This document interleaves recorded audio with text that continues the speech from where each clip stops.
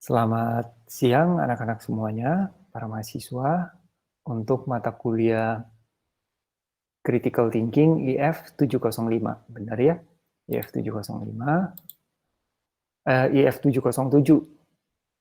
IF 707 yang mana pertemuan pada hari ini 26 Agustus adalah pertemuan pertama kita. Dan juga ini berarti adalah minggu pertama ya perkuliahan di semester ganjil tahun ajaran 2020.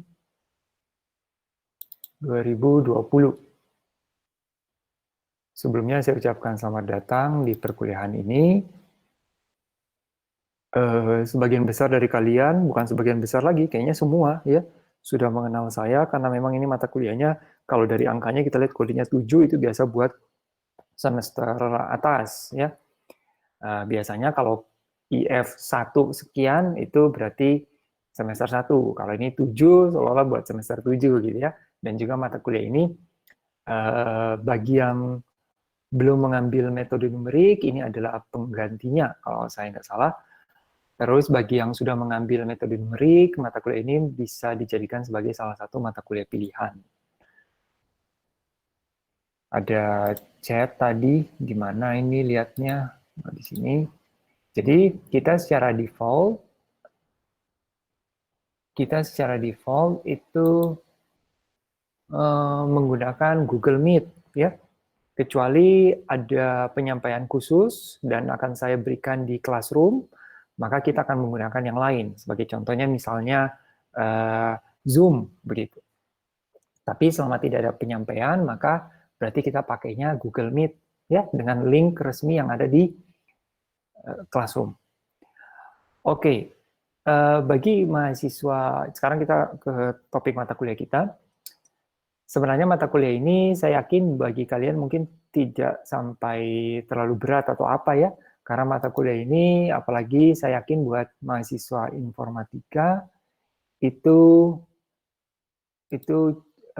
relatif bisa diikuti lah ya, nggak ribet. Apalagi tentang berpikir kritis ini kalian sudah terbiasa secara tidak langsung mulai dari semester 1 belajar algoritma pemrograman. Di situ kan kalian diminta harus merumuskan suatu pemikiran, jalan keluar, ya, solusi, urutan langkah-langkah. Itu sudah salah satu hal yang sangat melatih pada critical thinking. Saya lihat peserta kita sudah 25 orang. Oke, ya. Bagi yang baru bergabung, nanti harap diperhatikan lagi bahwa kita selalu aktif di sesi diskusi yang mana, Zoom ataukah Google Meet. Defaultnya kita Google Meet. Nah, untuk perkuliahan ini, diharapkan kalian sudah menonton video YouTube materi yang kurang lebih itu 37 menit ya, sebagai pendahuluan. Jadi ini kita gunakan lebih ke arah diskusi terhadap apa yang sudah disampaikan. Kemudian mengenai pengerjaan workbook, mungkin ada kendala sebagai contoh nggak bisa di-download ya. Nah itu salah satunya ya kalian coba pastiin bahwa kalian di browser itu sudah terlogin pakai email yang ITHB. Saya coba share screen. Gimana caranya? Saya share your entire screen.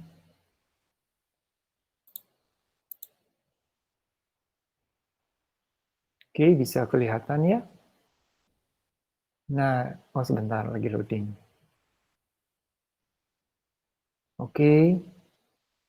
Nah, itu di bagian sini nih browser. Itu di sini kalau yang bagian bawah ini kan ada inisial loginnya kalian nih, kayak saya Irvin. Ya, ini pastikan terlogin yang @ithb. Sebenarnya sih harusnya pasti @ithb, kalau enggak ya enggak akan bisa buka ini kan Classroom ini. Terus yang di bagian browsernya ini juga, ini yang bagian atasnya, kalau mau amannya coba pastikan juga ini terlogin sebagai @ithb. Barangkali di situ kalian bisa ngedownload. Kalau belum, khusus untuk pertemuan pertama ini, sebenarnya workbook-nya jika tidak bisa memakai yang di PDF ini, kalian boleh tuangkan dalam bentuk lain deh. Mungkin mau bikin PPT sendiri boleh, pakai apa namanya Microsoft Word boleh, atau PDF-nya ada yang bisa berhasil di-download kemudian di-annotate boleh. Sebenarnya sih saya lebih prefer itu ke PPT. Tapi saya coba ekspor ke PPT, hasilnya nggak rapi, layoutnya jadi berantakan. Ya, ini karena saya ngetiknya itu nyusunnya itu di Google Slides. Ya, di Google Slides itu ternyata kalau diekspor, ya ada urusan font, apa layout yang nggak kompatibel dengan Microsoft Word gitu. Atau kalau kalian mau sih, saya bisa share barangkali Google Keynotes-nya ya, Google Slides-nya ini, baru nanti kalian yang lengkapi di situ. Tapi nanti untuk yang berikutnya. Untuk yang hari ini, silakan pakai solusi yang kalian bisa lakukan dulu. Ya. Nanti yang berikutnya kita ini. Sekaligus ini kan menjadi satu masukannya bagi saya bahwa, oh harus bagaimana. Oke, saya stop sharing enggak? Sampai di sini dulu ada pertanyaan terkait dengan aturan perkuliahan? Tidak ada. Maaf mau nanya, selanjutnya di Zoom terus atau di Meet, Pak? Tadi saya di Zoom langsung itu. Di kick, disuruh ke Jimit. Tadi saya sudah sampaikan di awal. Kamu dengar atau baru join? Baru join, Pak. Oke, jadi defaultnya kita di Gmeet, Google Meet. Informasinya saya udah infokan ke streamnya Classroom kita kok, ya. Jadi kalian baca di situ saya udah bilang. Untuk perkuliahan minggu pertama sesi diskusi akan memakai Google Meet. Nah, ini mungkin saya edit aja ya. Nah,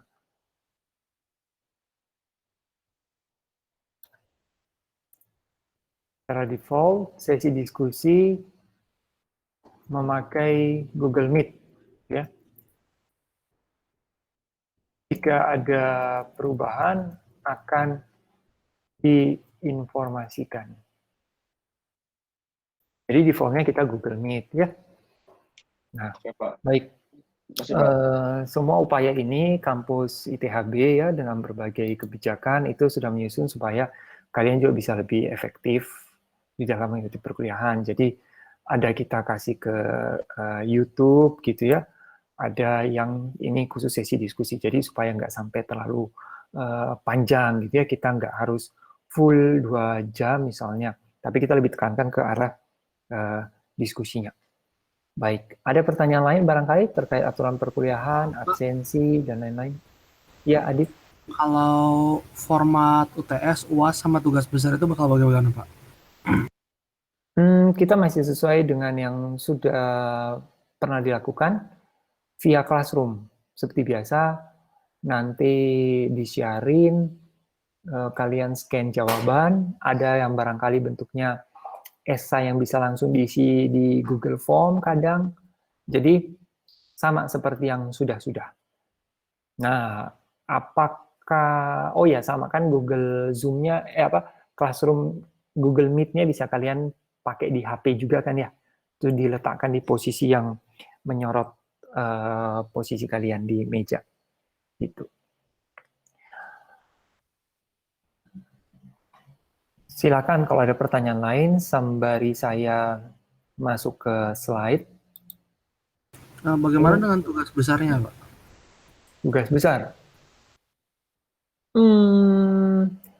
Sama, paling seperti yang sudah-sudah. Kalau ada yang berupa presentasi, kalian akan presentasi via Google Meet ataupun memberikan laporan tugas, begitu. Ya. Dokumen course plan saya udah letakkan di di Classroom ya, bisa dilihat. Sudah belum ya? Sudah ya, di bagian paling atas.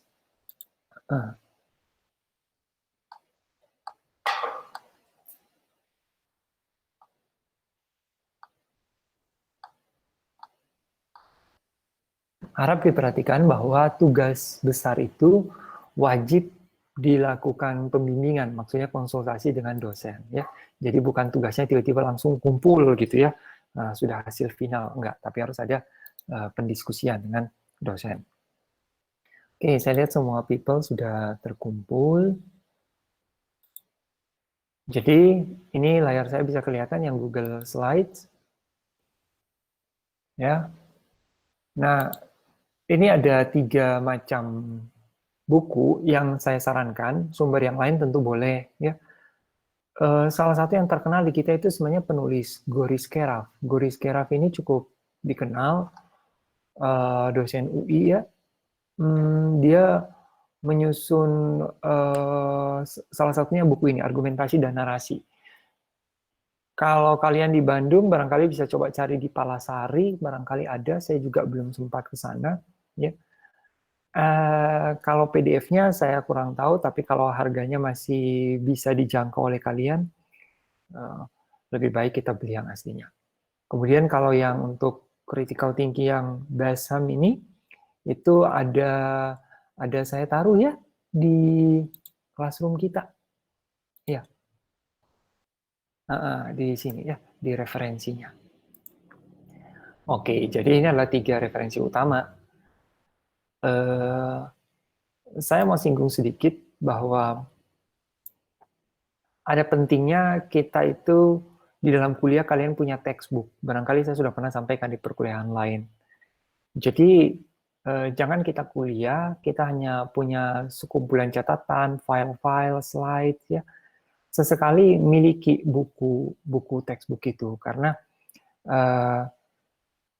kalian pasti bisa merasakan ada bedanya membaca dengan memakai buku, dengan buku secara fisik, dengan murni secara digital. Experience-nya beda. Ya. Dengan ada buku kita bisa membaca kapan saja, di posisi manapun, dan biasanya itu ilmu bisa lebih keserap. Saya nggak tahu, mungkin dalam beberapa masa mendatang manusia berevolusi, ternyata membaca buku secara fisik menjadi tidak lebih efektif barangkali, tapi sekarang belum, hal itu belum terjadi.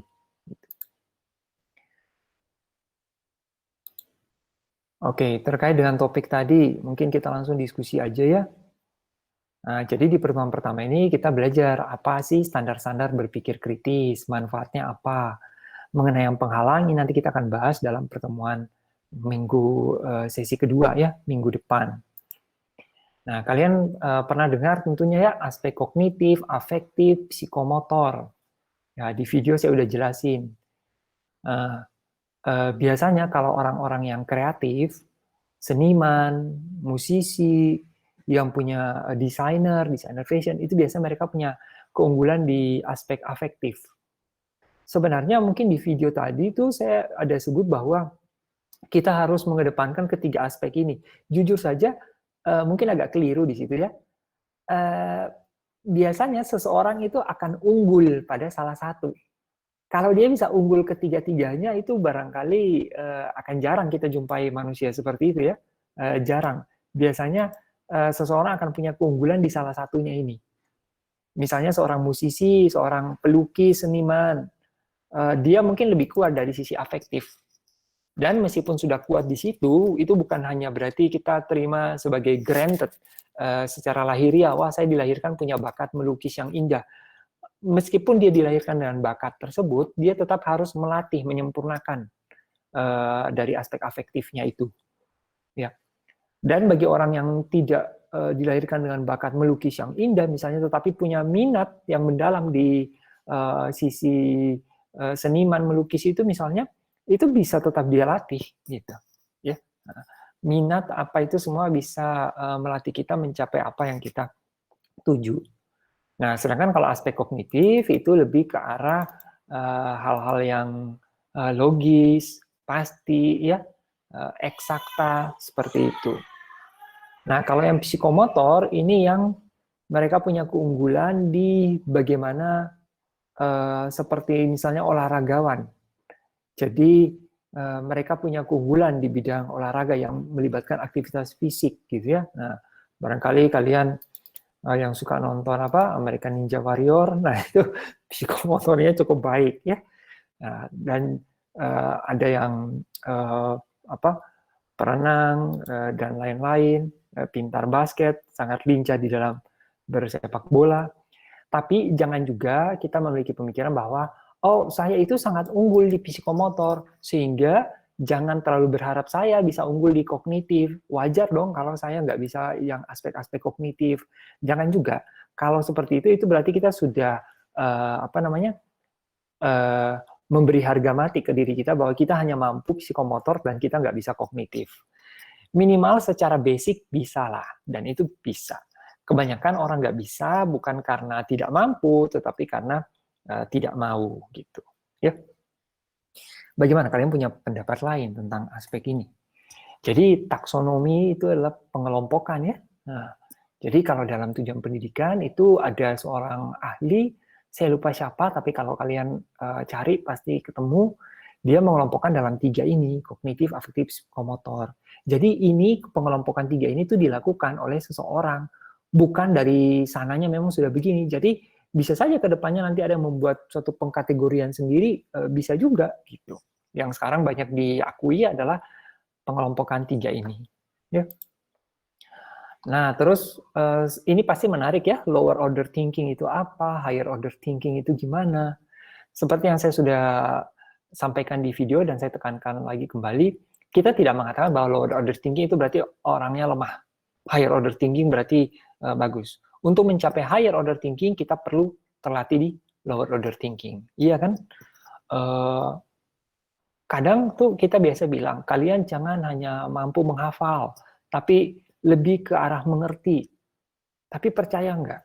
Untuk bisa mengerti, kemampuan pertama yang dimiliki adalah bisa menghafal dulu. Ya, harus bisa menghafal dulu. Tapi jangan kemudian menjadikan kemampuan hafalan itu sebagai satu-satunya skill di dalam belajar sesuatu. Ya. Kalau saya buka tampilan Google Meet gini, kalian juga kelihatan semuanya? Atau enggak? Kelihatan. Oke, thank you. Terus kalau kalian yang tertarik supaya bisa ngelihat semua ini, itu saya pakai add-on, namanya add-onnya itu Grid View for Google Meet. Nah, dia bisa nampilin semua partisipan. Tapi bisa kebayang kalau banyak banget gimana itu ya, jadi kecil-kecil banget. Kalau Zoom memang beda ya. Ya kita sementara mengikuti yang ini lah. Kalau untuk keperluan kuliah sih saya pikir cukup ya. Nah, kalau Zoom kan dia bisa pindah-pindah halaman next gitu ya. Terus di sini kalian juga nggak bisa chat private ya, adanya chatnya langsung kelihatan semua. Sembari saya jelasin, karena ini sesi diskusi, kalau tidak ada yang kalian mau berpendapat atau bertanya, langsung aja interupsi gitu ya. Nah, critical. Jadi critical itu punya banyak konteks ya. Misalnya seorang pasien tiba-tiba terkena kondisi keselamatannya itu di ambang batas, wah ini orang bisa meninggal hanya dalam waktu sekian menit, 1 menit ke depan kalau nggak segera dilakukan tindakan. Itu kita sebut sebagai kondisi kritis. Ya.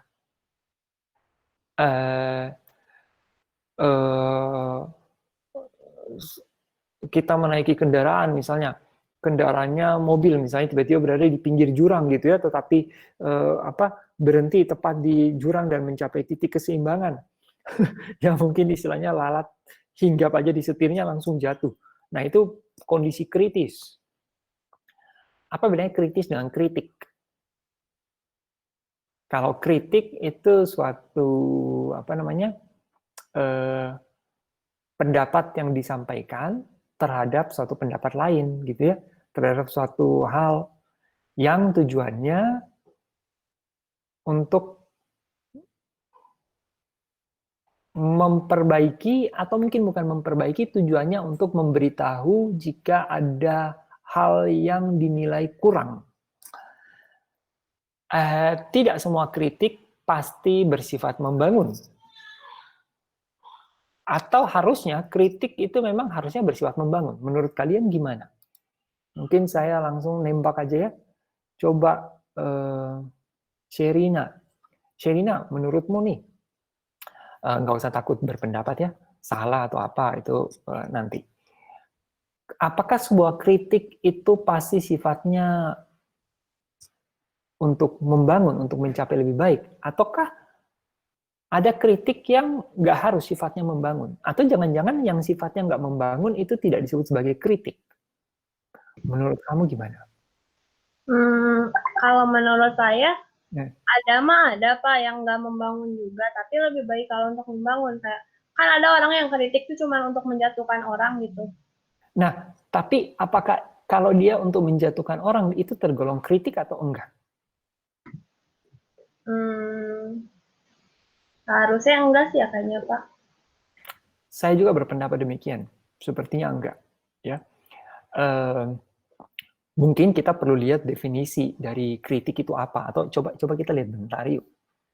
Jangan saya membuat satu kesimpulan dan ternyata ini ya, karena maklum ya dosennya kalian dosen RPL ya. Tapi nggak apa-apa, kita tetap bisa belajar ya. Kritik, kecaman atau tanggapan kadang-kadang disertai uraian dan pertimbangan baik buruk terhadap suatu karya, pendapat dan sebagainya. Kecaman atau tanggapan. Ya, kalau menurut saya, dari penilaian saya ya, kecaman dan tanggapan itu tidak selalu bernada positif ya. Bukan bernada positif. Tidak selalu mengandung maksud untuk memperbaiki. Tapi seperti yang Sherina bilang, kalau kita mengutarakan pendapat untuk menjatuhkan seseorang, menjatuhkan tujuannya, menjatuhkan gimana nih?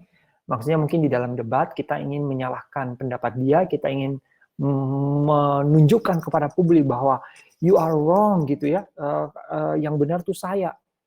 Apakah itu tergolong kritik? Kalau dari definisi ini, dibilang kecaman atau tanggapan. Dan di sini dibilang kadang-kadang. Berarti nggak selalu kan? Jadi kalau dia hanya murni mencerca orang, apakah itu tergolong kritik? Saya belum terlalu mau berkesimpulan sekarang, ya. Tetapi saya ingin kalian sadar bahwa kadang dalam hal sederhana seperti ini pun kita akui ya bahwa kita kenapa nih mau saya? Bahwa kita juga ada kadang hal-hal mendasar yang kita perlu cari tahu lebih lanjut, gitu. Ya, jadi open minded. Bagaimana ini saya ternyata untuk definisi kritik saja saya nggak berani melakukan penilaian.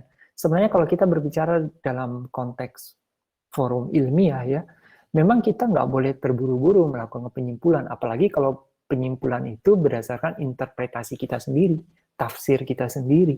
Dan kita harus mampu mempertanyakan apakah tafsir saya sudah cukup sahih, alasannya apa. Contoh untuk membaca ini saja, saya bilang kecaman atau tanggapan, ini dulu saya coba artikan. Jika kita di dalam satu diskusi kemudian kita menjatuhkan seseorang, atau katakanlah kita lagi sedang mempergunjingkan seseorang, ya, mungkin contoh yang kalian lagi tahu sekarang yang lagi viral tuh video apa? Bu siapa? Ada yang bisa sebut? Ya, thank you Catherine. Bu Tejo ya, di film pendek apa namanya itu? Tilik ya. Nah, mungkin kalian juga sudah lihat, saya juga sudah lihat meskipun nggak semua ya, nggak seluruhnya. Saya nonton itu, aduh saya mau bilang apa tadi ya?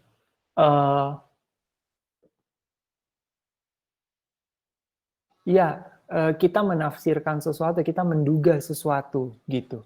Nah, kalau kita murni hanya mencerca seseorang, apa dasar kita mempergunjingkan atau menjelekkan seseorang? Kalau semuanya berasaskan pada dugaan, praduga gitu ya, saling mengaitkan, mengada-adakan, ya itu tidak sahih, tidak sah gitu.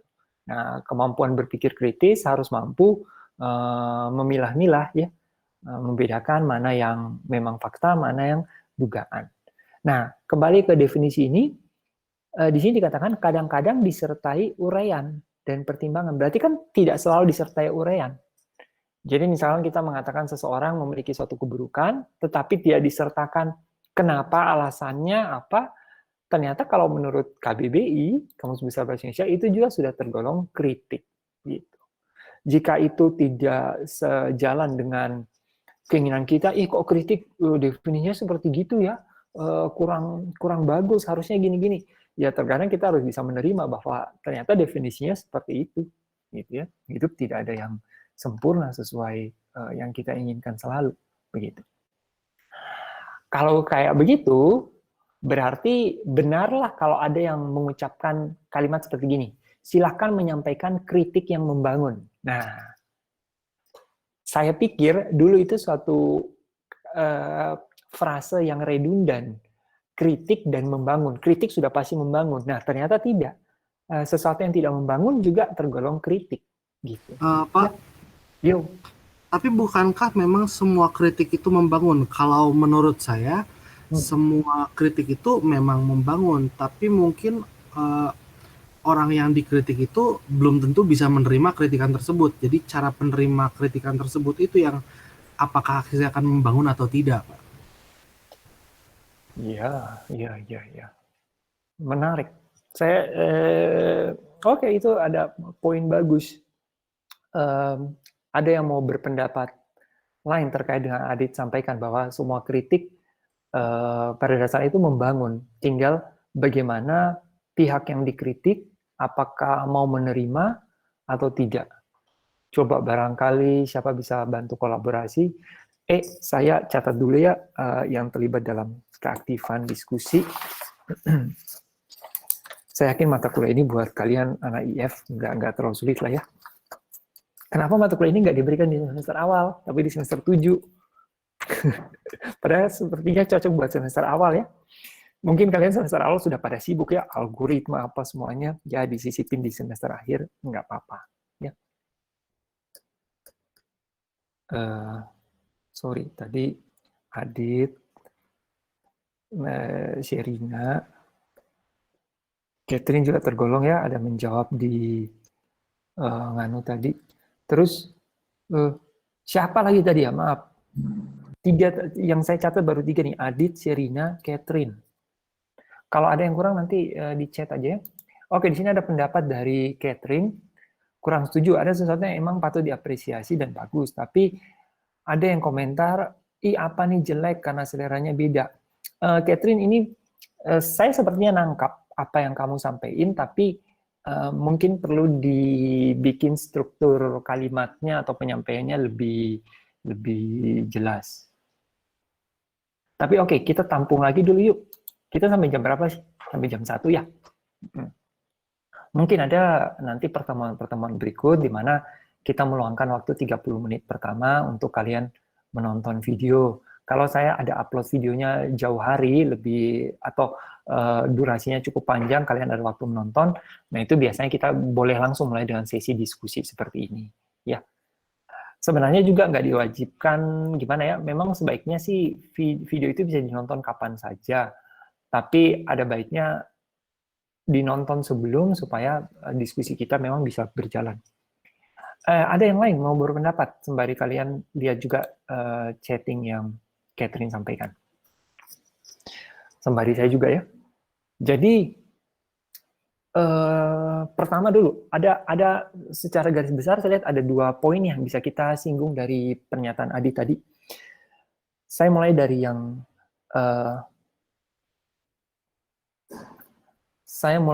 nanti saya baca yang Daniel, saya catat dulu.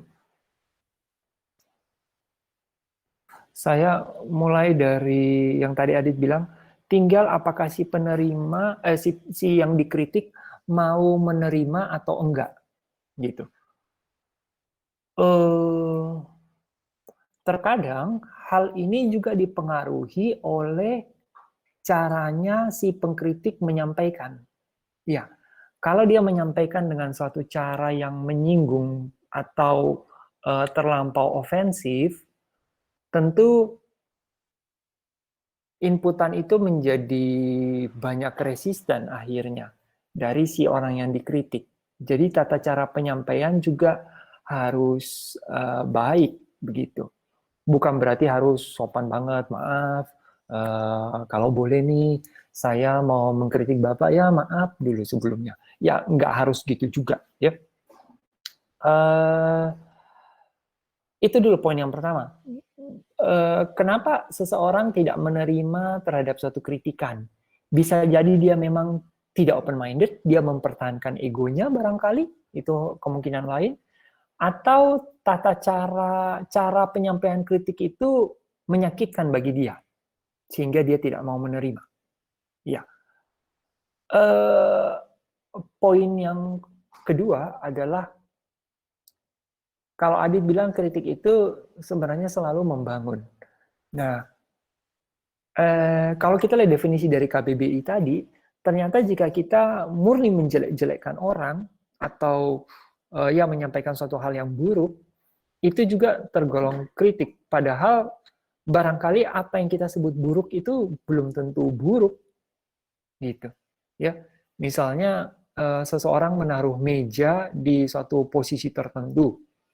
Kita kemudian datang, kemudian kita melakukan kritik. Kamu ngapain taruh meja sebelah sini? Harusnya kan posisinya di sini. Lihat nih, caramu menaruh meja ini salah, menunjukkan kamu nggak punya suatu pemikiran yang baik tentang posisi duduk tamu, gitu kan? Bagaimana ini? Padahal kamu seharusnya sebagai seorang perancang interior tahu hal-hal seperti ini. Masa hal seperti ini masih harus saya sebagai orang? Nah, itu kan satu kritikan yang kalau kita lihat menyampaikannya sudah tidak enak.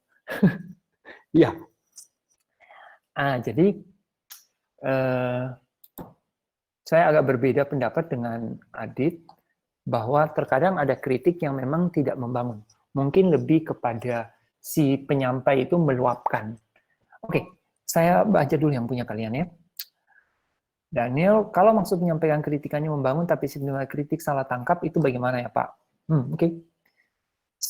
Nanti kita bahas. Saya juga kurang setuju dari Davin. Kritikan itu harus pakai argumen yang jelas. Jika mengkritik, ini Davin pada tulis mengkritik itu meng dan kritik itu disambung ya, nggak pakai spasi. Tanpa adanya, nah ini juga sambung adanya. Tanpa adanya argumen. Kalau argumen itu bahasa Inggris, kalau kita bahasa Indonesia nggak pakai T. Ya. Tanpa adanya argumen yang jelas, maka kritik itu tidak bisa membangun. Oke. Sependapat.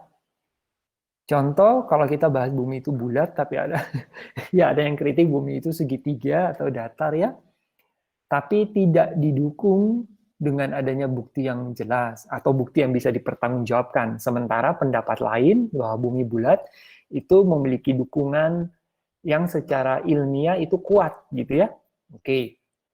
Jadi ada dua pendapat. Pendapat yang A dan B, pendapat B kita yakini salah karena tidak didukung oleh fakta-fakta ataupun bukti ilmiah. Tapi apakah berarti yang A didukung? Kalau yang A juga tidak didukung, berarti sebenarnya dua-duanya nggak kuat. Kita hanya memilih sesuai preferensi, mana yang kita yakini, gitu ya. Itu namanya kadang kalau kalian bisa menggunakan dengan tepat kata yakin, itu memang ada artinya. Saya meyakini bahwa bumi bulat. Berarti kalian memilih untuk yakin bahwa bumi itu bulat. Gitu. Dan kalian belum sepenuhnya mengakui apa yang disampaikan oleh para ilmuwan misalnya, atau bukti-bukti yang sudah tersedia yang menyatakan bahwa bumi itu bulat. Tapi kalian yakin itu benar. Gitu. Maka itu sebenarnya yakin. Tapi kalau kita menerima dan kita bahkan barangkali pernah melihat secara nyata, atau kita tahu memvalidasi bahwa memang bukti ilmiah ini sah, maka sebenarnya kita nggak perlu bilang saya yakin, tapi kita bilang bahwa saya tahu pasti bahwa bumi itu bulat. Nah, gitu. Ya, kurang lebihnya nanti kalian bisa sempurnakan kalau ada yang keliru saya sampaikan ya. Wah, baguslah, kalian sudah lebih banyak yang aktif ya. Ini nanti di saya catatkan nama-nama yang berpartisipasi aktif ya. Kemudian Hanjaya setuju tergantung cara penyampaian. Oke, kita bicara cara penyampaian dulu sebelum saya lupa.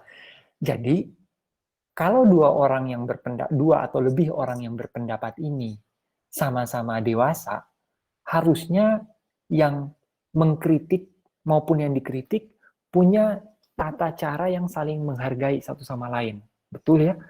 yang mengkritik juga harus tahu apakah penyampaian saya ini baik atau sudah seperti menyerang sisi personal seseorang.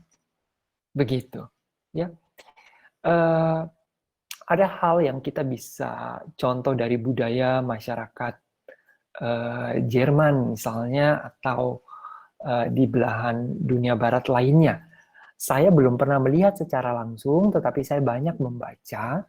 Jadi begini, atau kadang saya juga menonton ya satu debat.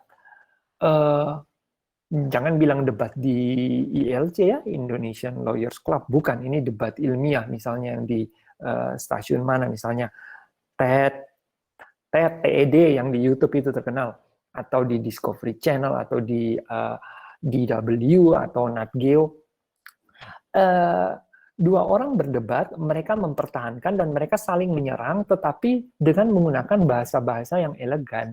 Oh tidak, menurut saya pendapat Anda keliru. Titik keliru yang paling fatalnya adalah Anda menyatakan bahwa teori itu tidak menggunakan data sampel yang cukup. Padahal kalau kita lihat penelitian ini, sah jika kita menggunakan sampel hanya 1.000, nggak harus 100.000, gitu kan. Karena Anda harus tahu, ada beberapa jenis penelitian yang sifatnya cukup mengambil sampel sampai dengan sekian, misalnya seperti itu. Nah, mereka saling menyerang seperti itu. Di luar dari acara itu, mereka tetap berteman, kolaborasi dengan baik. Ada. Dan seperti itulah sikap mentalitas yang dewasa di dalam berdebat. Gitu. Nah, jadi kita harus fair. Tidak bisa kita mengharapkan yang dikritik harus bisa nerima. Yang mengkritik benar juga nggak cara mengkritiknya? Ya namanya kritik harus bisa diterima dong. Orang kritik kan kadang kasar, kadang apa. Itu sih berarti lagi-lagi kita hanya minta diri kita sebagai pengkritik yang dimengerti. Sedangkan orang yang dikritik kita minta ya dia nggak usah dimengerti. Dia wajar. Hati-hati, itu biasa terjadi di dalam masyarakat kita. Bahkan itu dianggap sebagai suatu hal yang lumrah, benar. Ya namanya orang kritik pasti kasar dong, pasti memang menohok dong gitu ya. Saya pikir itu masih pada tingkat kecerdasan yang belum lengkap ya. Nah, yang mengkritik juga harus bisa menyampaikan dengan wajar. Kemudian pertama, saya kurang mengerti untuk istilah membangun, karena menurut saya membangun akan berbeda tergantung perspektif masing-masing orang. Iya. Jadi membangun di sini kan dalam artian apa yang kita kritik itu supaya harusnya bisa lebih baik lagi. Misalnya saya mengkritik ini catnya warnanya, katakanlah suatu dinding sedang dicat warna merah, tapi merahnya ini terlalu muda ya, harusnya merahnya bisa lebih tua gitu. Nah itu suatu kritik yang sifatnya ingin mengoreksi bahwa harusnya bisa lebih baik lagi. Ya. Nah tetapi tadi pertama bilang berbeda. Iya, ini menurut saya juga masuk akal. Bisa jadi si cat merah tadi bagi si A, menurut saya inilah merah yang paling tepat untuk ruangan ini. Justru kalau merahnya pakai yang Anda maksud tadi, itu jadi terlalu gelap. Nah, berarti ini kritikan yang terkait dengan hal yang rada subjektif. Tahu bedanya subjektif sama objektif? Tahu ya? Kalau objektif itu kita menilai sesuatu dengan tidak terpengaruh oleh penilaian pribadi yang ada dalam diri kita, tetapi berdasarkan fakta. Contoh misalnya saya memegang sebuah pulpen gitu, ujungnya lancip.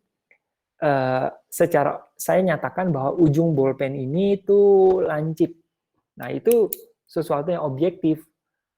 Meskipun saya mungkin berkeinginan bilang bahwa ini bentuknya kotak misalnya. Enggak, secara fakta dia memang lancip. Nah, itu penilaian objektif.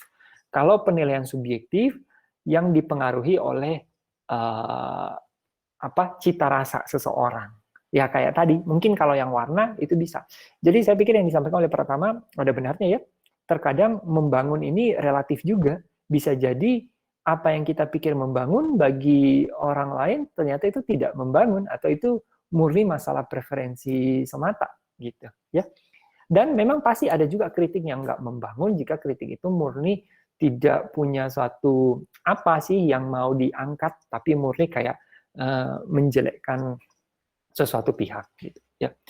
Terus dari Erenika, kalau menurut saya kritik ada untuk memperbaiki, berbeda dengan mengejek karena tidak disertai argumen. Iya, baik.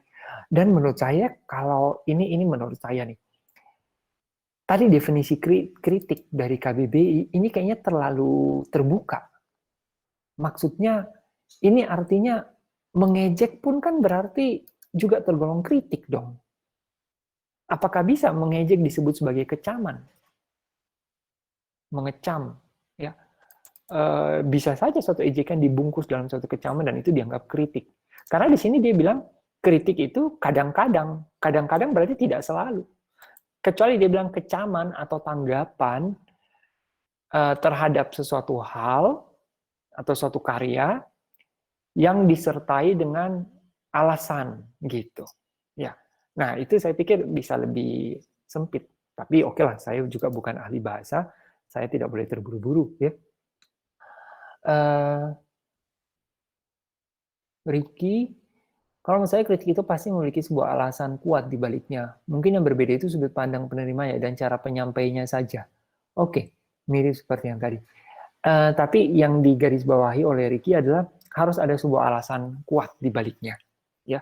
Nah, kalau kita mengkritik sesuatu yang terkait dengan cita rasa, preferensi, atau hal yang subjektif, kadang juga alasan kuat tidak bisa kita temukan ya. Kadang murni saya sukanya warnanya ini, saya lebih suka warnanya. Nah, kadang itu juga sedikit sulit.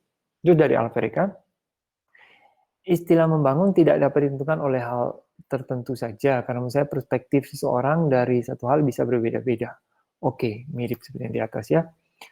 Alfianto, menurut saya Pak, kritik itu bergantung dari yang menyampaikan dan yang menerima kritikan. Maka dari itu penting pengkritik dan dikritik punya level pengetahuan yang setidaknya sama. Oh, ini bagus juga ya. Betul. Kita harus punya standar pemahaman atau level pengetahuan yang setidaknya sama tentang apa yang menjadi pokok persoalan, sehingga apa yang si pengkritik juga relevan di dalam menyampaikan poin-poin kritikannya, dan yang dikritik juga sama ya, mengetahui juga. Oke, terus dari Wempi, sulit membedakan mana kritik membangun dan mana yang tidak karena persepsi setiap orang. Iya, budaya, lingkungan alam, argumen, apalagi terutama bagi kalian yang barangkali yang berasal dari luar daerah ya. Saya mungkin nggak terlalu banyak, saya besar di Ambon, Maluku, budaya timur selama belasan tahun. Saya kemudian sempat di Makassar selama kurang lebih Indonesia Tengah, Sulawesi Selatan, kurang lebih dari 6 tahun. Kemudian di Jawa Tengah, Yogyakarta selama kurang lebih 5-6 tahun juga, dan di Bandung sudah ya lebih dari hampir 10 tahunan barangkali. Memang ada hal-hal yang bagi kita kadang itu kita berada di suatu masyarakat yang lain, itu persepsinya bisa beda dengan kita ada di kelompok masyarakat lain. Jadi betul itu dipengaruhi oleh budaya, lingkungan alam. Ya, masing-masing. Nah, gimana ya menjembatani gap itu? Sebenarnya ilmu pengetahuan itu bisa mempersatukan kita yang punya latar belakang yang beda-beda. Bukan berarti kita menghilangkan latar belakang budaya kita, enggak. Tetapi kita tahu kapan kita harus menyampingkan pengaruh dari budaya kita, kebiasaan kita, ketika kita sedang membahas sesuatu dalam koridor perdebatan yang sehat, gitu. Kita harus mengenyampingkan, ya. Dan ini yang banyak di masyarakat kita itu belum bisa melakukan perbedaan seperti itu, ya. Sebagai kalau terlalu abstrak, saya coba contohin ya. Misalnya nih.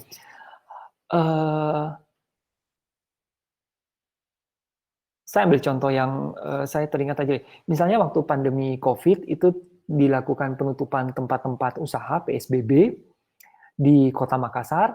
Ada salah satu pemilik usaha yang didatangi oleh Satpol PP. Kemudian Satpol PP tersebut datang dengan memarahi dan mengintimidasi bahwa kenapa tempat usaha ini masih buka juga gitu ya. Kemudian si pemiliknya bertemu dan menyampaikan bahwa bukankah tempat-tempat lain juga buka gitu. Ya.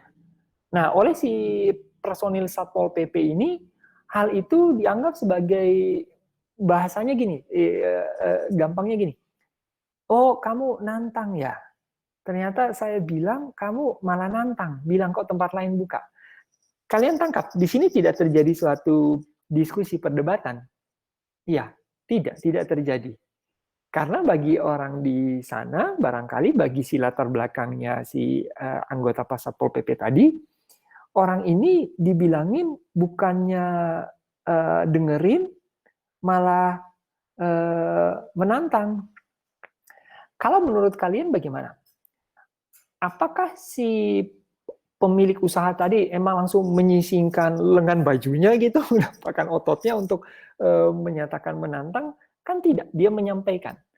Tetapi latar belakang budaya mempengaruhi bahwa di kebiasaan kami, kalau Anda dinilai melanggar, kemudian kami tegur dan Anda menyampaikan suatu pendapat, mau mencoba membela, kami akan menjudge bahwa, oh berarti Anda nggak nerima.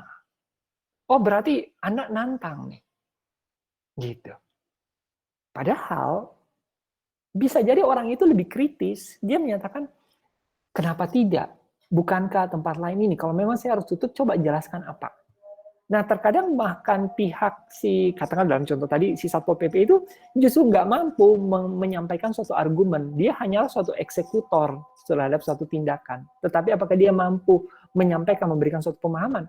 Bisa jadi jika terjadi suatu diskusi pemahaman tersebut, malah terjadi suatu titik temu. Si pemilik akhirnya memahami dan kemudian akhirnya oke, saya mengikuti aturan tersebut karena saya menilai berarti aturan itu masuk di dalam kategori usaha saya yang harus saya tutup. Nah, begitu. Itu yang dimaksud dengan berbeda latar belakang budaya. Tapi kalau kita punya level pengetahuan atau pendidikan yang cukup memadai, sebenarnya nggak harus sampai perguruan tinggi sekali juga ya. Tapi kalau kita mau selalu belajar, sebenarnya ketika kita berbicara dengan seseorang tanpa peduli latar belakangnya dari manapun, kita kalau sudah membawa ke arah komunikasi yang formal, harusnya unsur-unsur pengaruh budaya itu bisa dikesampingkan. Harusnya. Tetapi ya tidak demikian gitu. Ya. Mungkin ingat ya juga salah satu chatting dosen mahasiswa yang kemarin tuh banyak di-sharing screenshot-nya ya. Yang jadi kapan Bu saya bisa minta tanda tangan Ibu gitu ya. Loh, kamu kok malah yang ngatur saya gitu ya. Nggak usah chat saya lagi ya. Waduh, ini siapanya yang sudah baper duluan atau apa. Saya aja kadang terima message dari berbagai mahasiswa dengan berbagai cara. Kita memang harus hati-hati. Saya mungkin sedang dalam kondisi yang lagi sibuk atau apa, tapi saya nggak mau terburu-buru juga menjustifikasi bahwa oh ini mahasiswa maunya enak aja nih. Enggak, tunggu dulu. Mungkin dia sudah ada punya penyampaian yang cukup jelas. Jadi sama kedua pihak harus sama-sama memahami. Dan mungkin kalau untuk yang contoh chattingan dosen itu, sebenarnya kita merasa dari sisi dosennya terlalu berlebihan misalnya gitu ya. Nah itu yang saya bilang, tidak semua orang punya suatu persepsi yang sama karena dipengaruhi oleh budaya. Tapi apakah setiap orang menyadari bahwa persepsi dia dipengaruhi oleh budayanya dia? Itu yang susah. Apalagi ada kecenderungan setiap orang merasa budayanya yang dia yakini, dia sudah tumbuh besar bersama budaya tersebut adalah hal yang paling baik. Gitu. Akan sulit. Yang mampu membuka cakrawala itu adalah pendidikan.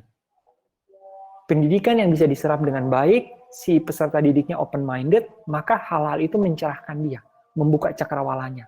Oh, saya harusnya nggak gitu. Oh, saya harusnya gini. Itulah yang sekarang disebut dengan pendidikan itu tujuannya adalah memanusiakan manusia, membuat manusia jadi manusia. Gitu. Jadi manusia adalah sosok yang mampu mengerti, mampu mengamalkan ilmu pengetahuannya, mampu bersosialisasi dengan baik. Kalau dia sulit menerima pandangan dari orang lain, kritikan dari orang lain, debatan dari orang lain, kita boleh bilang dia belum sepenuhnya jadi manusia memang. Bahkan ada orang-orang yang lebih cenderung serampangan atau apa. Kita kadang kalau saya mungkin secara kasarnya, saya masukkan dalam kategori sebenarnya dia adalah primata yang masih tergolong seperti primata begitu ya, atau monyet pintar barangkali. Sorry, definisi primata sendiri saya kurang persis. Jadi menarik yang Wempi sampaikan bahwa ada pengaruh dari latar belakang budaya. Kalau kalian ada pendapat lain silakan ya. Mungkin kita masih ada waktu sekitar 15 sampai 20 menit.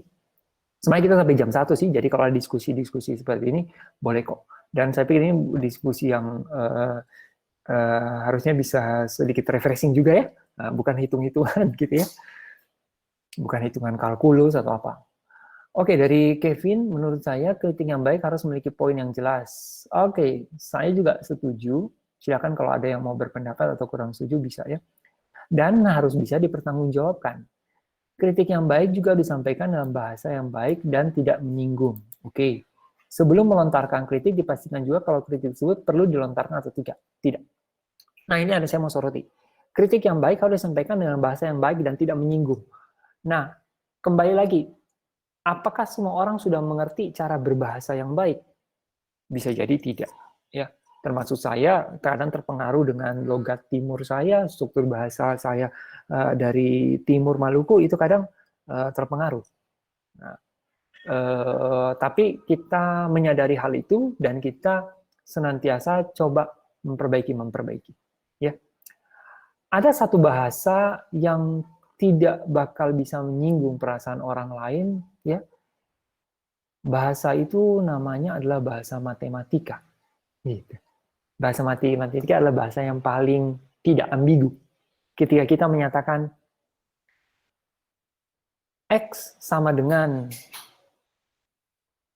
Y plus 2, berapakah nilai X jika Y adalah 1? Oke, tinggal substitusi variabelnya. Y1, X sama dengan Y tambah 2. Y1, 1 tambah 2 sama 3, maka X3. Dia tidak punya satu ambigu dan tidak seorang pun akan tersinggung dengan bahasa matematika tersebut. Jadi biasa dibilang matematika itulah bahasa yang universal. Saking universalnya, pernah ada yang menyatakan, andai kata Anda bertemu dengan alien dari planet lain, dan kalian nggak saling mengerti omongan satu sama lain, kalian bisa memancing pemahaman yang sama dengan mengarahkan pakai bahasa matematika. Iya, betul sekali. Anggap contoh gini, ini suatu contoh aja ya. Anda ketemu alien ya, Anda ambil 2 buah apel, ya, 2 buah apel. Anda kasih 2 apel gini, ya. Terus Anda kasih tanda sama dengan, kita nggak tahu dia paham nggak tanda sama dengan itu 2 baris bersusun gini. Terus Anda taruh di situ 2 buah pulpen. Si alien itu akan coba paham dulu apa yang orang ini coba sampaikan. Ya, 2 apel itu di sebelah kanannya ada tanda sama dengan, sebelah kanannya lagi 2 pulpen. Terus Anda ulangi, Anda bikin lagi di bawahnya lagi 3 buah apel sama dengan 3 buah pulpen. Gitu. Terus Anda bikin lagi 4 buah apel sama dengan, terus Anda minta aliennya bikin yang bolpennya. Pasti dia bikin 4 buah bolpen. Itulah contoh bahasa matematika. Ini bukan berarti kemudian Anda bisa bercakap-cakap minum teh sore bersama si aliennya ya, bukan. Tetapi intinya itu hanya contoh bahwa ada memang notasi-notasi tertentu yang bisa membuat banyak pihak itu punya pemahaman yang sama. Tetapi kata-kata, ucapan disertai dengan intonasi nada, atau kalau dalam bentuk tertulis kurangnya tanda titik, koma, atau awalan yang tepat, itu bisa punya interpretasi yang beda-beda. Matematika enggak. Matematika cukup eksak. Begitu. Ya. Nah, ini sebabnya di dalam pembangunan perangkat lunak, software development, itu ada suatu metodologi yang ingin meminimalkan ambiguitas, yaitu dengan menggunakan notasi formal. Jadi mereka bikin suatu syarat pakai penulisan secara matematika semuanya.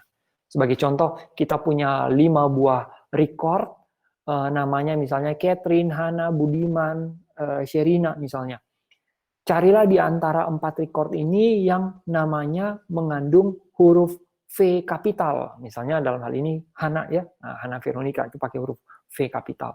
Nah, secara notasi matematik akan dituliskan bahwa fungsi ini harus mengembalikan satu atau lebih record, yang mana record itu adalah merupakan himpunan bagian dari record-record yang mengandung huruf V. Nah, jadi si pembaca itu juga nggak ambigu. Gitu. Jadi, oke, saya kembali simpulkan bahwa latar belakang budaya, bahasa, kemampuan berbahasa, kemampuan pengetahuan itu mempengaruhi ya di dalam kita berdebat dan mampu nggak menerima atau menyampaikan kritik dengan baik. Terus dari Hana, kalau menurut saya terlepas dari bagaimana pengkritik menyampaikan, tetapi menurut saya terlepas dari bagaimana pengkritik menyampaikan, bagaimana isi dari kritikan tersebut, apakah mengandung proses analisis dan evaluasi untuk meningkatkan pemahaman dan memperbaiki yang kurang. Oke, saya pikir ini juga sejalan ya dengan yang kita telah sampaikan tadi. Dari Kevin, kalau kritik nggak ada isi atau tujuan, berarti itu sudah tergolong hanya ejekan atau suatu cercaan saja. Oke. Jennifer, menurut saya terlepas dari isi kritik yang diberikan, kita sebagai orang yang menerima kritikan juga diberi bekal edukasi supaya bisa memilah-milah kritik dan merespon kritik tersebut. Oke, bagus ya. Jadi, oke, kita masuk, kita terima saya sebagai input, tapi nanti kita yang filter, kita yang proses, mana yang bisa kita terima, mana yang tidak bisa kita terima. Nah, di sini juga membutuhkan suatu kemampuan. Kita bisa memvalidasi nggak bahwa ketika kita menyatakan kritik ini bagus, apa dasar kita menyatakan itu bagus, gitu. Ya, itu juga perlu. Daniel, menurut saya Satpol PP itu eksploitasi kekuasaan, Pak. Oke, saking dia berkuasa ya, memakai seragam dan punya wewenang untuk menyatakan tutup, dia memanfaatkan hal itu, gitu ya. Kalau menurut saya mengenai Satpol PP, kedua belah pihak kurang dalam pemahaman dan pengetahuan tentang kondisi yang ada. Iya. Nah, ini ada hal yang menarik dari pengutaraan Hana. Anggaplah kalian sebagai petugas Satpol PP. Oke, tapi bukan si Satpol PP yang tadi bertindak yang barangkali kurang wajar. Kalian adalah Satpol PP diri kalian, seorang cendekia muda, intelek muda ya, punya sekolah di perguruan tinggi yang bisa memberikan keilmuan yang baik lah gitu. Dan kalian ketemu dengan pihak yang katakanlah ke dalam kasus ini memang orangnya bandel dan kurang memiliki pemahaman. Apa yang kita lakukan? Well, kita seharusnya menjalankan juga peran kita. Kalau gitu, kita memberikan sekilas edukasi kepada si lawan bicara itu. Oh Bapak, usaha Bapak ini tetap melanggar. Kenapa Pak? Karena begini. Bukan kemudian kita bilang, oke, nih orang sebenarnya tolol. Udah gitu mau nantangin saya, mari saya sikat. Oh, enggak seperti itu. Kalau kita sudah di tingkatan yang cukup tinggi, pasti kita menyadari itu juga sikap yang salah kalau kita berbuat seperti itu. Kita harus mengajak dia dan mencoba memperbaiki dia. Jika dia masih, kita anggap kita sudah coba mengupayakan pemahaman, pengertian, tapi dia masih juga bersikeras seperti itu, maka kita bisa mendorong pakai suatu enforcement, Kita bisa memaksa, oke, kalau gitu kami mengambil tindakan tempat Bapak kami harus tutup segel. Wah, orangnya ngamuk gitu ya. Tapi kita sudah punya dasar, kita sudah menyampaikan, cek, sudah. Kita sudah membujuk, cek, sudah. Kita menutup, cek, dia ngelawan. Berarti kita punya dasar. Oke, kita amankan orang ini. Nah, gitu kan lebih tepat ya. Gitu. Davin, ya ada rapat kerja praktek, silakan. Ya, udah lift barangkali ya. Catherine, Pak, sampai manakah termasuk kritik? Misalnya ada orang yang masak, lalu mengkritik, ini enak, tapi kurang garam. Pasti dia yang kritik, ini nggak enak. Keduanya memberi pendapat, tapi pendapat kedua tidak memberi alasan mengapa tidak enak. Apakah kedua termasuk kritik atau sebuah hujatan? Kalau lebih jauh dengan kritik yang kedua, orang yang memasak bisa mengevaluasi dirinya sendiri. Oke, kembali lagi yang Catherine sampaikan, ini mirip seperti tadi, siapa di atas, saya lupa. Jadi ini berarti kita diminta menilai sesuatu dan penilaian itu berbuah pada kritikan, ya. Sesuatu yang dinilai itu adalah sesuatu yang subjektif, sangat subjektif, yaitu cita rasa enak, menilai kecantikan, ketampanan seseorang, wangi sesuatu. Jadi ada yang membutuhkan indera, yang melibatkan indera apa ya? Indera yang ya kayak sisi afektif gitu.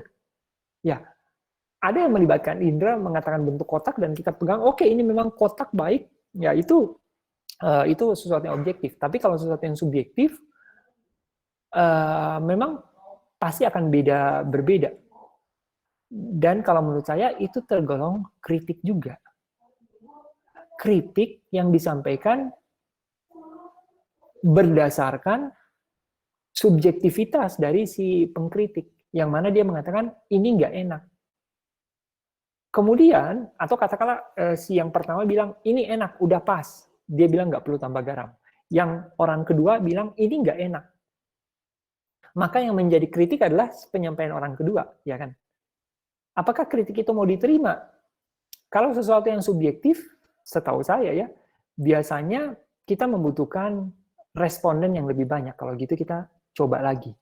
Dan kita juga harus sadar apa yang kita buat kalau yang terkait dengan subjektif akan selamanya subjektif. Contoh masakan. Ada orang yang suka asin, ada yang suka pedas, ada yang nggak suka pedas, ada yang suka menu ini, ada yang suka berkuah, ada yang nggak suka berkuah. Tapi kita harus menyempitkan makanan ini memang cita rasanya seperti ini, agak asin. Kalau gitu saya akan uji di kebanyakan orang yang suka asin, tapi dari kebanyakan orang itu jangan semua satu kategori. Ini semua ekstrim suka asin. Enggak. Yang penting mereka adalah kelompok yang bisa menerima asin. Ada yang asinnya sedikit, ada yang suka banyak, dan kita lihat di situ. Paling begitu. Akhirnya itu mengarah pada suatu keputusan yang mau kita ambil. Kalau yang subjektif, kita lihat juga. Jadi itu sama kok kayak prinsip bisnis gitu ya. Saya pernah belajar. Kita coba suatu produk. Pak, saya udah nyoba nih produk saya udah tester ke 1000 teman saya. Semua bilang enak gitu kan. Ternyata 1000 orang yang kita suruh coba itulah 1000 yang semuanya punya cita rasa yang sama. Emang semua suka pedas. Tapi begitu dicoba di orang yang nggak suka pedas, dia bilang nggak enak, kepedesan. Nah, sekarang dipertanyakan, apakah produk ini memang mau dijual untuk kalangan yang suka pedas? Ternyata si pemilik bilang, enggak, saya pengen bisa dibeli oleh banyak orang, bukan cuma yang suka pedas. Yang nggak suka pedas, saya pengen supaya mereka jadi suka pedas, misalnya gitu. Ya, berarti Anda harus menerima, kalau gitu, kritikan dari orang yang tidak suka pedas, bahwa itu kepedesan. Nah, misalnya gitu. Ya. Luar biasa ya, pengaruh dari suatu pemahaman, memilah-milah pemikiran, knowledge itu kata kuncinya, pengetahuan. Ya. Terus dari Hanjaya lagi, perihal eksploitasi kekuasaan. Kemarin ada kasus viral Satpol PP meras tulis, oh iya, yang lampu motornya nggak nyala, gimana tuh? Ya, menurut saya itu adalah pasti ya perbuatan yang si Satpol PP ini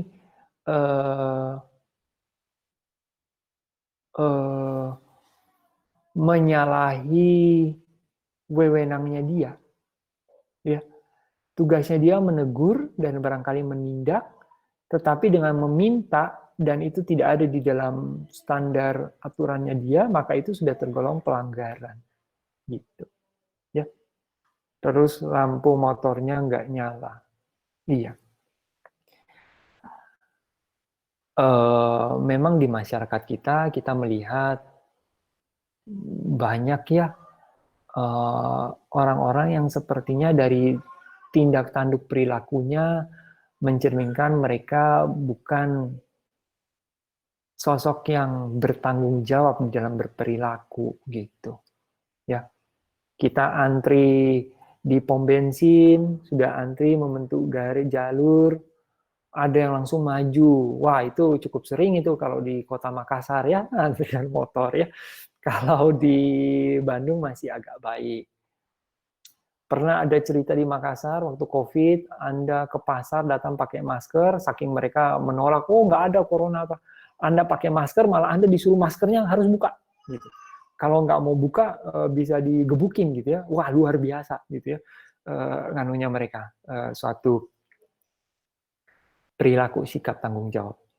Nah, dan saya pikir juga banyak contoh-contoh lain. Di sekeliling kita juga ada.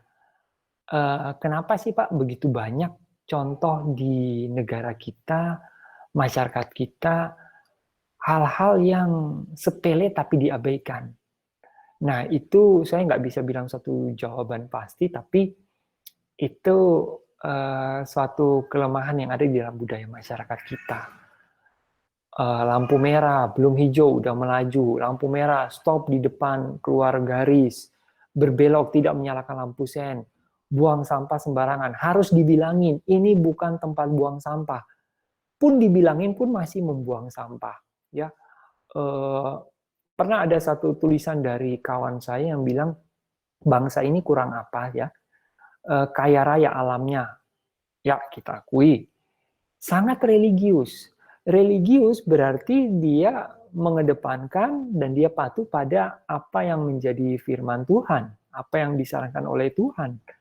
Dan di dalam ajaran-ajaran Tuhan di situ terdapat unsur saling menghargai, belajar, menaati aturan, menjaga kebersihan. Justru hal-hal inilah yang tidak dilakukan. Maka dipertanyakan unsur religiusitas dari masyarakat kita.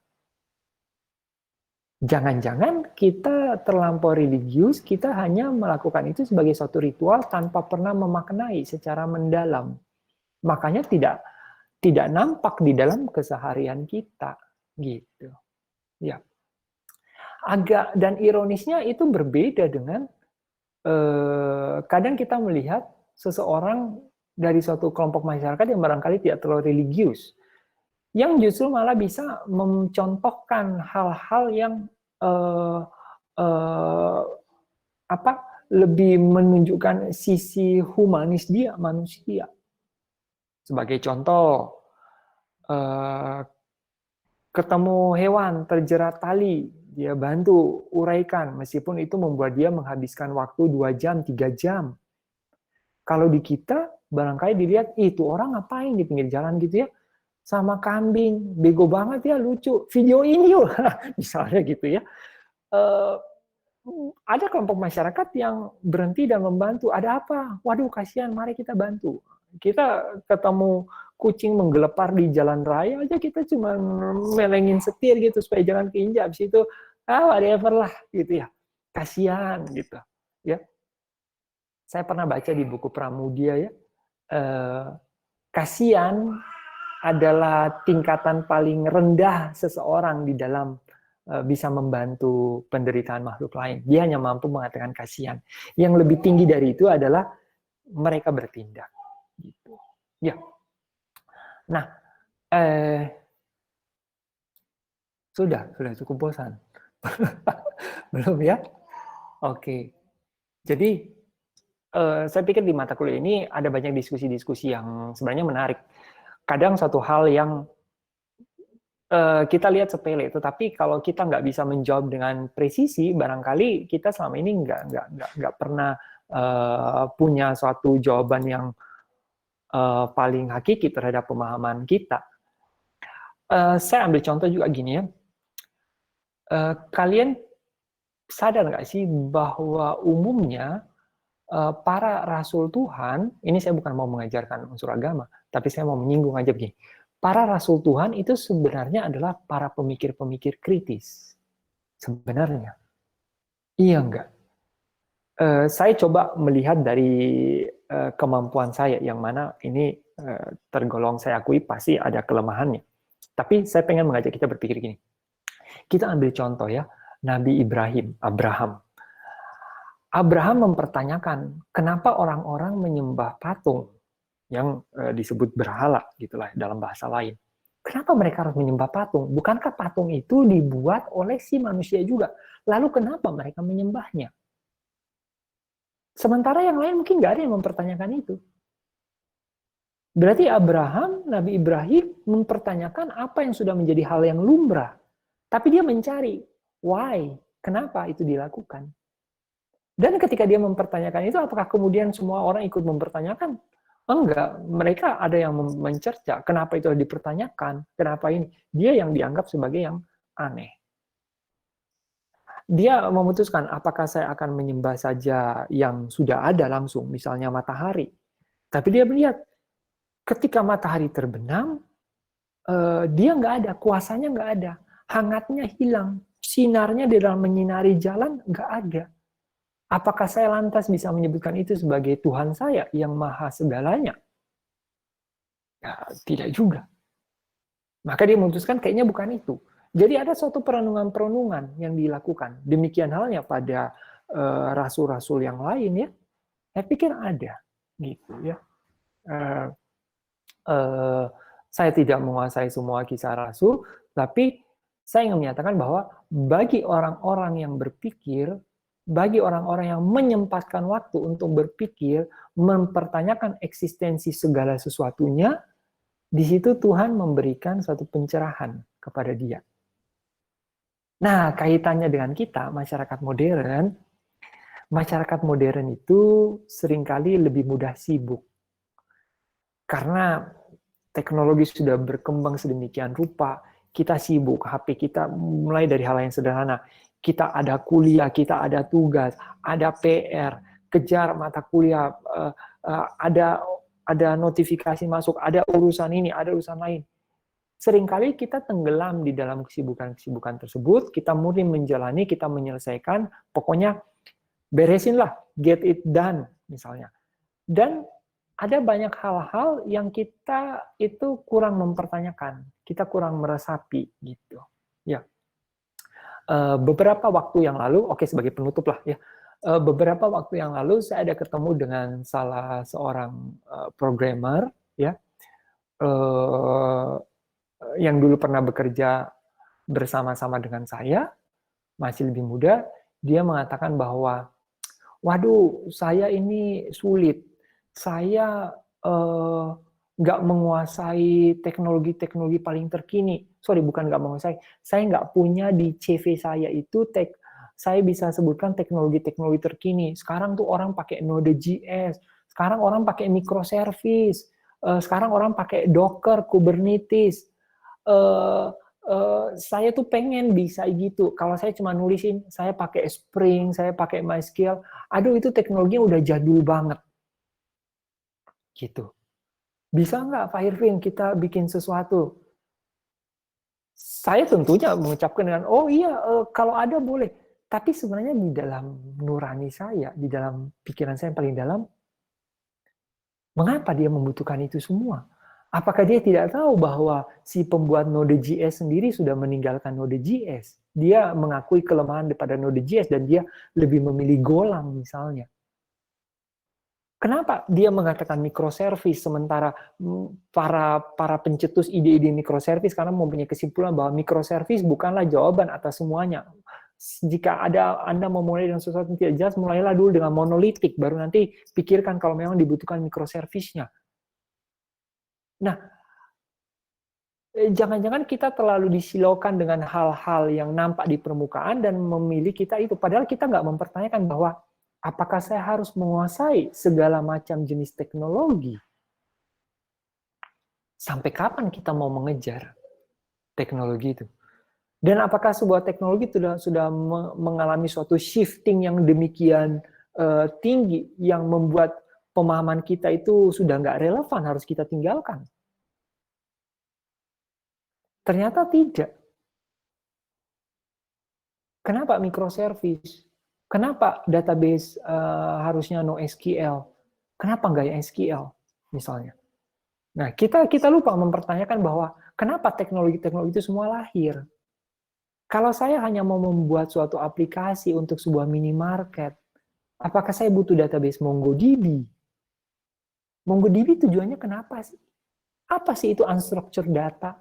Kenapa? Apa yang beda dengan data barang, kode barcode, harga jual, transaksi, tanggal? Mana yang lebih cocok gitu? Wah, ternyata penyelesaiannya adalah database relasional biasa, pakai MariaDB, MySQL. Bahasanya cukup pakai apa misalnya? Mungkin bahasa Python. Python sekarang lagi populer. Saya bikin dari sistem informasi pakai Python. Padahal Python populernya karena banyaknya library-nya terhadap AI, machine learning, serta kemudahan sintaksisnya bagi pemula gitu.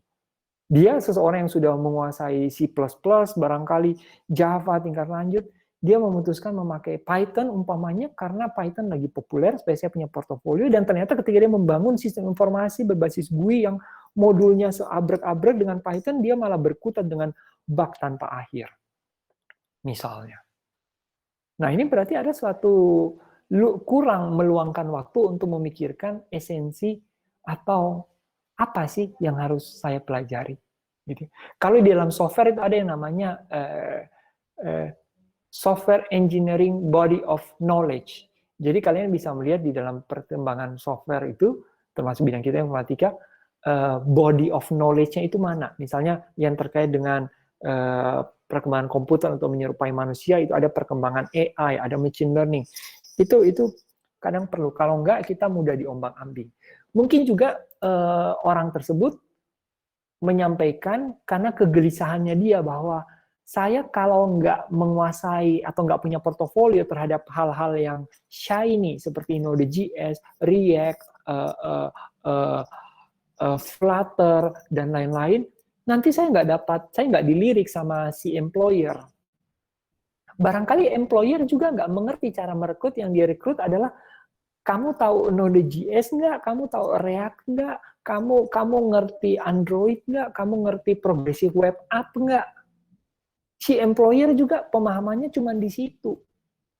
Padahal ternyata employer membutuhkan seseorang yang bisa bikin problem solving, merancang solusi tanpa peduli dia nanti pakai bahasa apa diimplementkan. Tapi apakah employer paham hal itu? Ya, kalau employer-nya kalian Google, Microsoft, Apple, mereka nggak peduli kamu bisa Node.js atau enggak, dia akan tanya, nah ini kompleksitas algoritma blok Big O-nya untuk algoritma menurutmu gimana? Gitu. Oh, ini n kuadrat. Kenapa n kuadrat? Harusnya kan log n misalnya. Yang dibutuhkan itu. Nah, kadang kita dilema juga.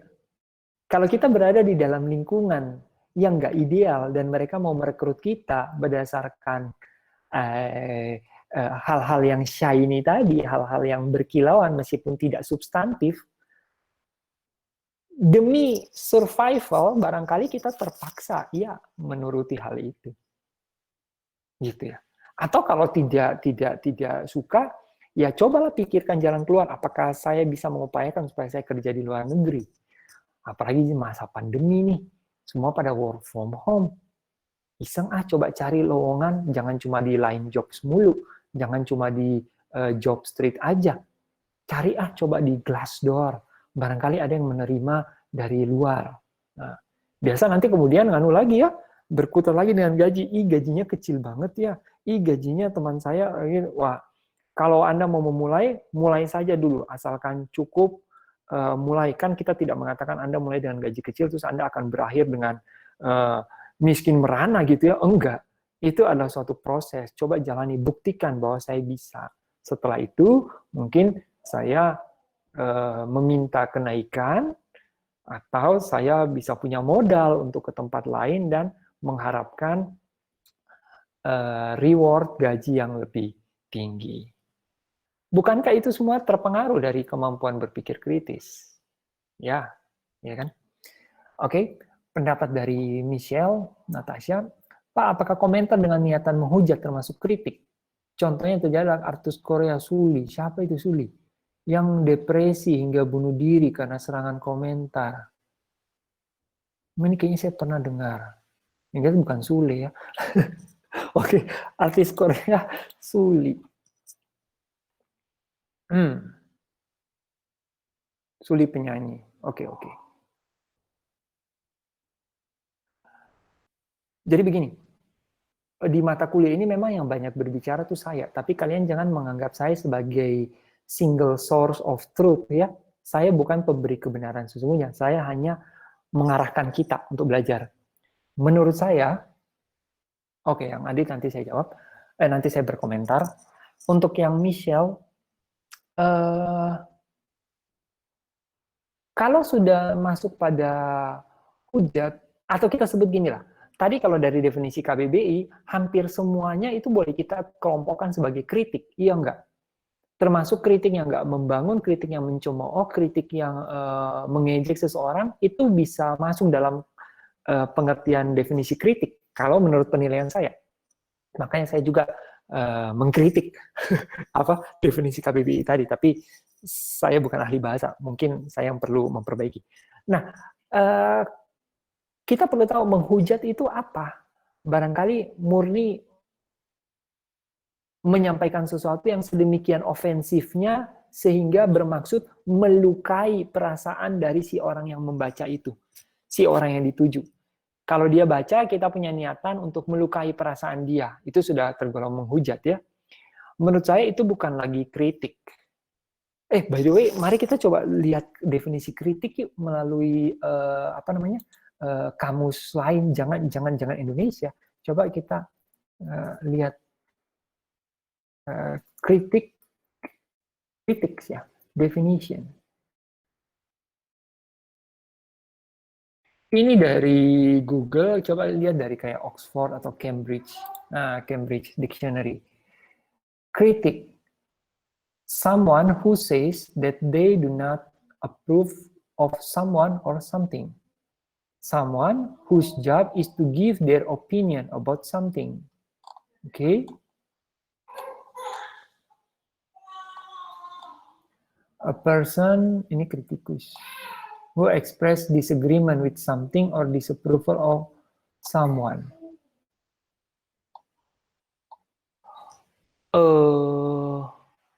Ternyata definisinya hampir mirip ya. Menyatakan ketidaksetujuan, memberikan suatu opini. Opini berarti harus ada suatu pandangan ya, tidak bisa hanya jelek, tapi harus ada diutarakan. Itu opini. So itu adalah kritik. Jadi harus ada disertai suatu alasan. Well, okay. So, berarti kalau sudah menghujat, menurut saya pribadi, itu tidak tergolong kritik. Dan di sini kita sangat menyayangkan ya, kritik tersebut sehingga menyebabkan suatu goncangan kejiwaan bagi seseorang. Contoh di sini artis Korea tadi, Suli, sehingga Suli memutuskan untuk mengakhiri dirinya. Ya, bagi kita yang tidak mengalami apa yang Suli alami, kita akan menyatakan, aduh Suli, kenapa sih sampai harus bunuh diri gitu ya? Cuma gitu, abaikan aja. Kita tidak bisa menilai semua orang pakai sudut pandang kita. Setiap orang bisa beda-beda apa yang dialaminya gitu ya. Dia mungkin punya sensitivitas yang beda. Dia jika dibilang seperti itu, dia akan sangat shock, terpukul. Kita bisa bilang, masa nggak tegar gitu ya. Belajar dong tegar dari tentara. Loh, dia bukan tentara gitu ya. Anda mengharapkan semua orang kayak tentara, kuat menerima apa. Dan kita juga harus lihat, Suli tentu punya latar belakang pendahulu Misalnya bagaimana dia dibesarkan, bagaimana dia terbiasa menerima suatu kritikan, hujatan yang masing-masing orang beda. Tuhan tidak ada menciptakan semua orang itu identik, ya. Maka untuk kasus ini kita boleh menyatakan bahwa menurut saya para komentator itu terlalu berlebihan. Mereka semua mungkin tidak ada yang menyadari bahwa komentar-komentar saya ini bisa berujung membuat seseorang itu mengakhiri hidupnya. Ya, dia tidak menyangka serangan yang si penyerang tidak menyangka bahwa serangan-serangan dia turut andil di dalam membentuk suatu serangan yang masif yang akhirnya menciptakan bencana, musibah bagi sosok lain. Ya, kita juga menginginkan bahwa orang-orang yang berada di sekitar Suli, entah keluarga atau sahabat, sorry kalau suaranya agak ini terganggu, sosok-sosok yang dekat dengan Suli tidak mencari tahu bagaimana Suli menghadapi persoalan tersebut, tidak ikut menyemangati dan lain-lain. Ya, inilah kadang kita tuh sedikit kadang bersyukur juga masyarakat Indonesia tuh serba kepo-kepo ya. Tante kita tanya, itu siapa, ini ngapa gitu ya. Terkadang di situ ada unsur bisa memahami apa yang dialami oleh orang lain, ikut menyemangati dan lain-lainnya ya, ikut menyemangati, ikut mengetahui ada persoalan, coba dibantu seperti itu. Tapi terkadang juga kita saking keponya kita melewati suatu batasan-batasan yang wajar ya, kita jadi terlalu ikut mencampuri gitu ya. Jadi menurut saya Michelle, kasus yang terjadi pada Suli itu adalah suatu tragedi bagaimana para netizen tidak mampu mengendalikan dirinya secara bertanggung jawab ya di dalam menjelekkan yang lain. Saya sendiri juga melihat ya, saya ketika masih berusia, saya sekarang berusia 40. Ketika saya masih berusia 27, 29, kemampuan mengekspresikan saya itu jauh lebih banyak warnanya. Saya bisa memuji seseorang dengan kata-kata yang bagus, saya bisa mencemooh seseorang dengan kata-kata yang juga luar biasa, menohok, dahsyat. Saya bisa dengan cepat menuliskan sebuah status dulu di Friendster atau di Facebook ya, mengejek, mencemooh semua.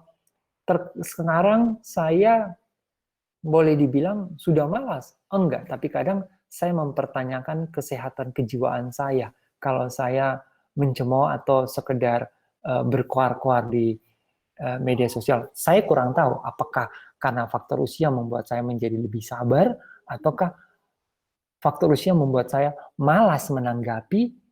Kalau sekedar malas berarti saya sudah mulai tidak peduli gitu ya. Menurut saya itu satu kemunduran. Harusnya kalau saya melihat sesuatu yang salah, saya tetap bisa mengkritisi dengan cara yang lebih manusiawi, yang lebih baik. Tetapi maksud kritik tersampaikan, jangan sampai terlalu halus. Kritik juga nggak tersampaikan gitu ya. Poin dari kritik nggak tersampaikan.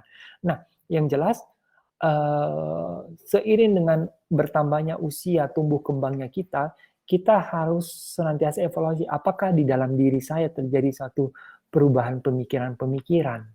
Kalau ya, sekarang saya lebih bisa sabar, saya lebih bisa mengerti, memahami apa yang dialami oleh orang lain,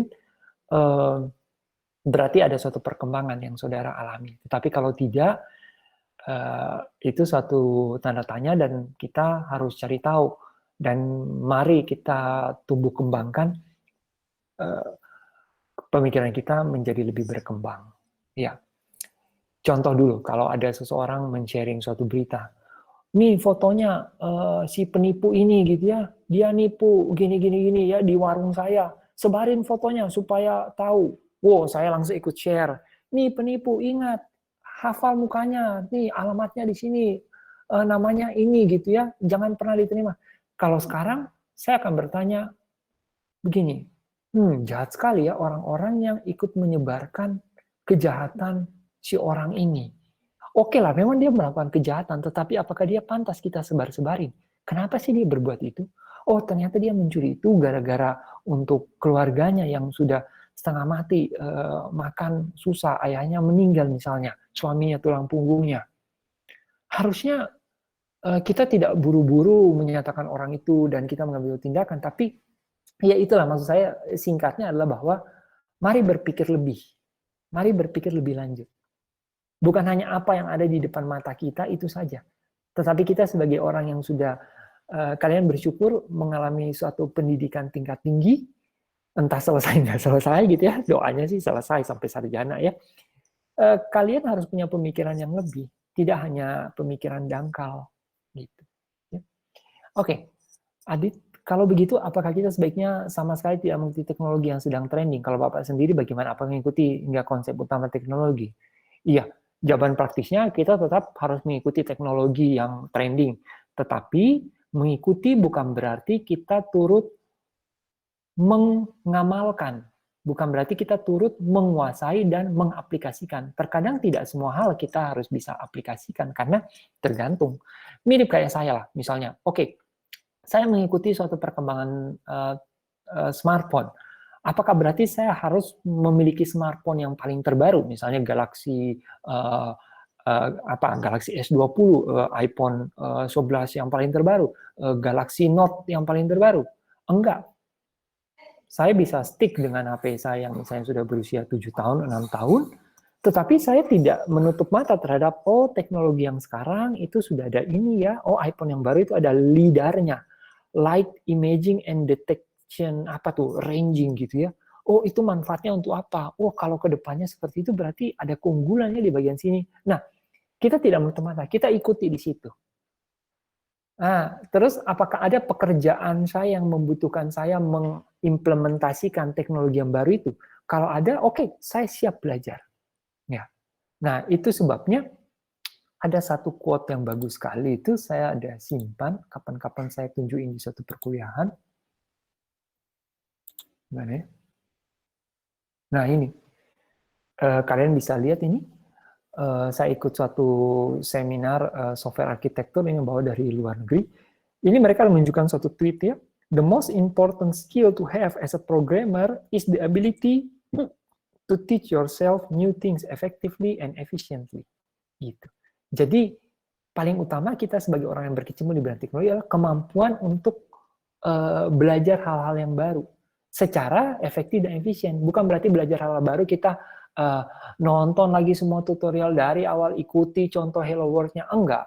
Tahap pembelajaran kita sudah lebih lanjut. Kita sudah bisa belajar, oh ini tentang apa sih? Manfaatnya di mana sih?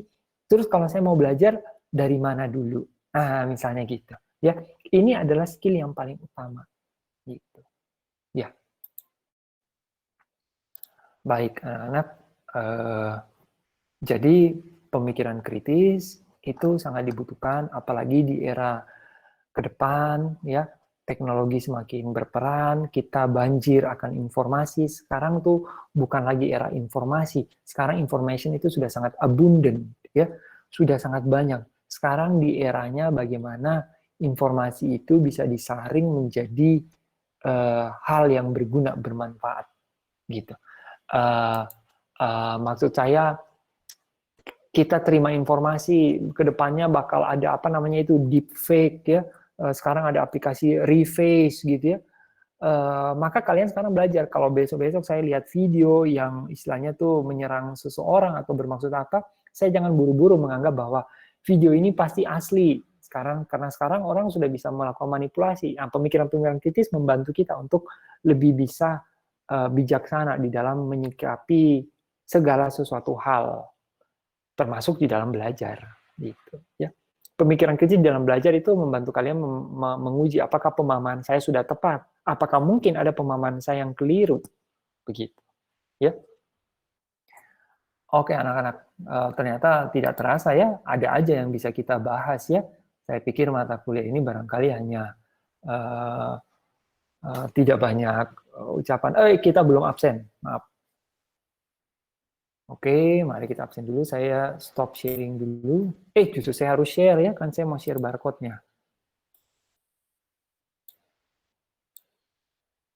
Kalau kalian ada contoh-contoh kayak tadi, saya cukup hargai ya. Saya bukan cukup, saya hargai. Saya senang ada contoh-contoh kayak tadi artis Suli, apalagi Satpol PP. Saya pikir untuk critical thinking kita bisa ambil contoh sehari-hari lah, gitu ya. Jadi mari kita ikuti mata kuliah ini dengan santai namun serius. 20 mahasiswa tapi ada yang belum PRS ya, nggak apa-apa, ikuti aja dulu, nanti PRS terserah ambil atau nggak jadi ambil, nanti keputusan di kalian. Oke, silakan di absensi.